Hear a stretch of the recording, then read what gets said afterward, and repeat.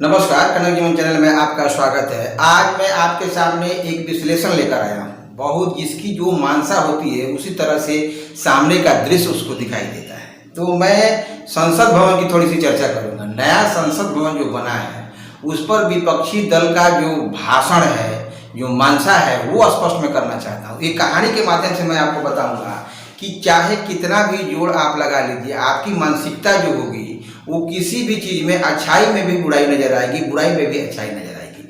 तो आदमी के मानसिकता पर ये बातें डिपेंड करती है। नया संसद भवन बना तो एक ऐतिहासिक कार्य हुआ। इस ऐतिहासिक कार्य में विपक्ष को तो विरोध करना है, चाहे अच्छाई हो चाहे बुराई हो, तो विरोध करना है। एक बात यहाँ हमें याद आती है कि एक राजू श्रीवास्तव जो बेचारे चले गए, अच्छे कॉमेडियन थे, उन्होंने लालू प्रसाद पर एक मिमिक्री बनाई थी, एक कॉमेडी बनाई थी कि मेरी लालू प्रसाद के इतने बच्चे कैसे हो गए। तो उस समय उनसे जवाब मांगा गया था तो उन्होंने बोला कि उस समय क्या करें, हम कांग्रेस के विपक्ष में थे, इसीलिए वो जनसंख्या नियंत्रण का कार्यक्रम चला रही थी, चूंकि हम विपक्ष में थे तो हमें जनसंख्या बढ़ाना ही था।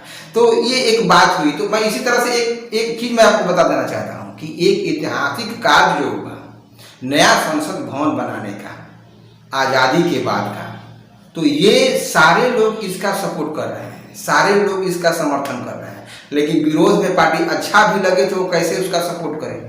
तो जिसकी मानसा जिस तरह से होती है उस तरह से उसको दिखाई देता है। किसी को दिखाई देता है कि ये संसद भवन का जो नमूना है, जो देखने में दिखाई दे रहा है, वो ताबूत की तरह लग रहा है जिसमें मरे हुए लोग दफनाए जाते हैं। तो मैं मानसा पर एक कहानी लेकर के आया हूँ। आप इसको सोचिएगा, समझिएगा कि जिसकी मानसा जैसी होगी वैसा ही उसको सुनाई भी देता है और वैसा ही उसको दिखाई भी देता है। एक नाव पर 3 व्यक्ति सवार थे। एक नाव पर 3 व्यक्ति सवार थे और वो बीचों बीच नाव में जा रहे थे, नदी पार कर रहे थे। नाव जब बीचों बीच पहुंची तो वहाँ एक उनके माथे पर एक चिड़िया बोली। माथे पर एक चिड़िया बोली। एक व्यक्ति ने उसको सुना और बड़ी प्रसन्नता से कहा, आहा क्या बात है, चिड़िया भी बोल रही है और कितने सुंदर बोल रही है। कह रही है राम सिया दशरथ, राम सिया दशरथ, राम सिया दशरथ। जब एक व्यक्ति ने कहा तो दूसरे व्यक्ति से रहा नहीं गया।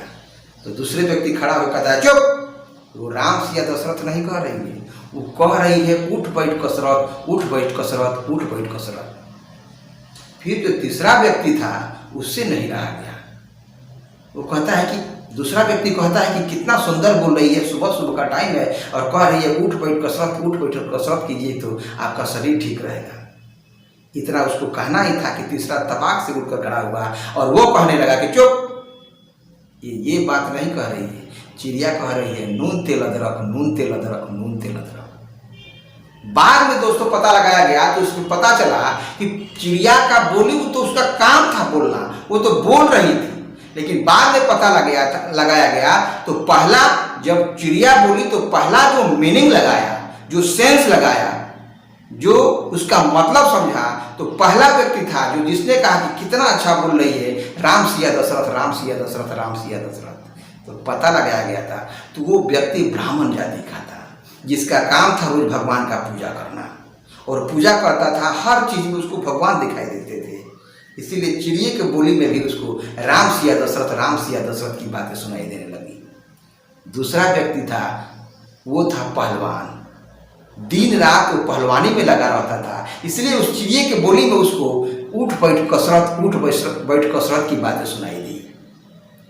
और तीसरा व्यक्ति था बनिया, जो रात दिन नून तेल अदरक, नून तेल अदरक, यानी वो किराने का दुकान का बनिया था और रात दिन नून तेल अदरक बेचता था। इसीलिए उसको हमेशा दिमाग में यही चीज रहता था और उसको यही सुनाई दिया।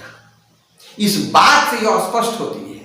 यह बात मैं इसलिए बता रहा हूँ, ये कहानी मैं इसलिए सुना रहा हूँ कि जिसकी जो मानसिकता होती है वो उस तरह से उसका मीनिंग लगा देता है। लेकिन चिड़िया कभी तीनों से कहने नहीं गई। चिड़िया तो अपना काम की, उसका काम है बोलना और उस बोलने से मीनिंग लगा लिया।